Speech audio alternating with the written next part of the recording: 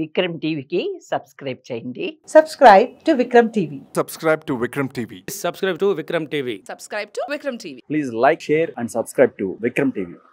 లగచర్లలో భూములు ఇవ్వలేని రైతులను సీఎం సోదరుడు అనుముల తిరుపతి రెడ్డి బెదిరిస్తున్నారని బూతులు తిట్టిన ఆడియో కూడా వైరల్ అవుతుంది. దీనిపై ఏమంటారు?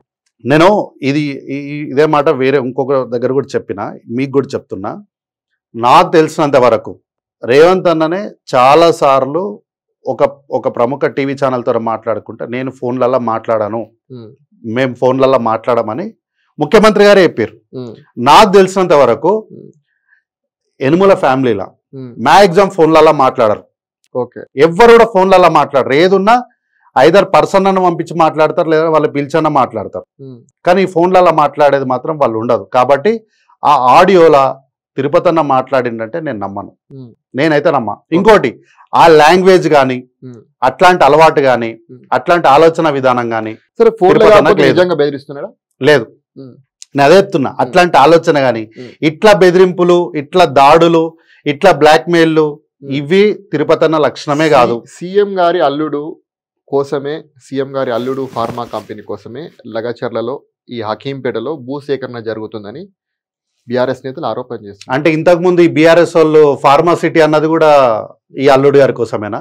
అంటే మీరు చేసే సంసారం ఎటోళ్ళు చేసే వ్యభిచారమా? మీరు మాత్రం ఫార్మాసిటీ కోసం భూసేకరణ చేయొచ్చు, వేరే వాళ్ళు ఇంకో ప్రభుత్వం వచ్చి ఫార్మాసిటీ ఇక్కడ ఇండస్ట్రీస్ వస్తాయి, ఇక్కడ ప్రాంతం డెవలప్ చేయాలంటే మాత్రం అల్లుడు గారి కోసము మామగారి కోసం అనే ఆరోపణలు చేస్తారా? మీరు చేయలేదా ఫార్మాసిటీ కోసం భూసేకరణ? మరి మీరు ఏ అల్లుడి కోసం చేశారు? సరే, మీరన్న మాటనే అంట, రేవంత్ రెడ్డి అల్లుడి కోసం చేస్తున్నారు అంటున్నారు కదా. మరి మీరు చేసిన భూసేకరణ ఫార్మాసిటీ కోసము ఏ ఇంటి అల్లుడి కోసం చేసిండ్రు? కాబట్టి అభివృద్ధి జరిగేటప్పుడు అడ్డుకోవడానికి అల్లుడి గారి పేరు, అత్త పేరు, తమ్ముడి పేర్లను వాడి అస్థిరపరిచే ప్రయోగాలు చేయడంలో సరే మీరు ఆన్సర్ చెప్పట్లేదు. సీఎం గారి అల్లుడి యొక్క ఇన్వాల్వ్మెంట్ ఇందులో ఉందా? లేదు.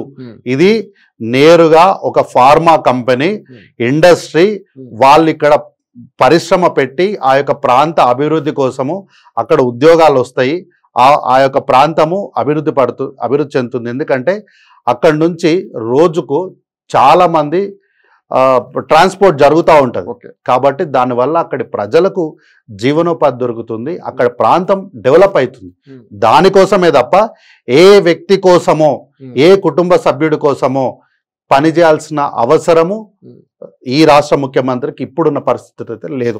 సరే, బీఆర్ఎస్ నుంచి కాంగ్రెస్ లో చేరినటువంటి 10 మంది ఎమ్మెల్యేల పరిస్థితి ఏంది? వాళ్ళు బీఆర్ఎస్ లో ఉన్నట్ట, కాంగ్రెస్ లో ఉన్నట్ట? అది బీఆర్ఎస్ పార్టీ వాళ్ళు కోర్టుకు వేసినారు, చట్ట పరిధిలో ఉంది, కోర్టు పరిధిలో ఉంది. మనం మాట్లాడితే కూడా బాగుండదు దాని గురించి. కాబట్టి దీనిపైన నిర్ణయం తీసుకోవాల్సింది స్పీకర్ గారు, దీనిపైన తీర్పు చెప్పాల్సింది కోర్టు. కాబట్టి కోర్టు పరిధిలో ఉంది కాబట్టి బెటర్ మనం దీని గురించి మాట్లాడుకోకపోవడం. సరే, ఇప్పుడు ఇంకా ప్రభుత్వం ఇంకా 4 ఏళ్ళు ఉంది. ఈ 4 ఏళ్లలో ఈ ప్రభుత్వం ఎటువంటి నిర్ణయాలు తీసుకోబోతుంది? తెలంగాణ ప్రజలకు ఇంకా ఎటువంటి ఈ కార్యక్రమాలు చేయబోతుంది? ఇంకా మిగిలిన 4 సంవత్సరాల్లో ప్రజాప్రభుత్వం, ప్రజాపాలన అంటూ మొదలుపెట్టిన కాంగ్రెస్ పార్టీ గడిలను బద్దలు కొట్టుకుంటూ పాలనను మొదలుపెట్టినటువంటి కాంగ్రెస్ పార్టీ తెలంగాణ రాష్ట్రంలో డ్రగ్స్ అనేది లేకుండా చేస్తుంది. ఈరోజు డ్రగ్స్ పెట్లర్స్ హైదరాబాద్ తెలంగాణ ప్రాంత ప్రజలకు, అంటే ప్రాంతానికి సంబంధించినటువంటి ఎవరైనా డ్రగ్ అడిగితే మేము మీకు ఇవ్వము అని రిజెక్ట్ చేసే పరిస్థితికి వచ్చింది.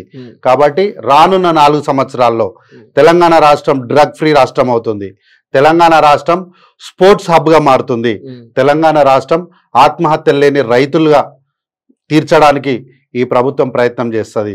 విద్యార్థులకు ఇంటిగ్రేటెడ్ ఎడ్యుకేషన్ ఇవ్వడం వల్ల ఈ మిగిలిన 4 సంవత్సరాల్లో విద్యకు అసలైన నిర్వచనం చెప్పే ప్రయత్నం ఈ కాంగ్రెస్ పార్టీ చేస్తుంది.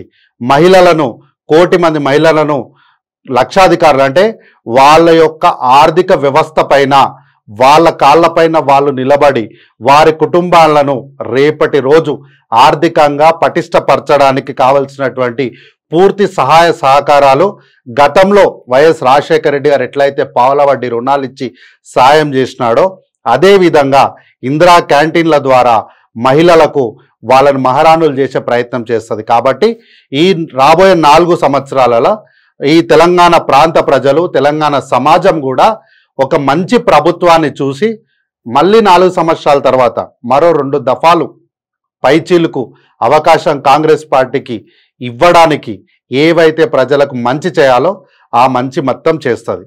సరే, థ్యాంక్ యూ అన్న.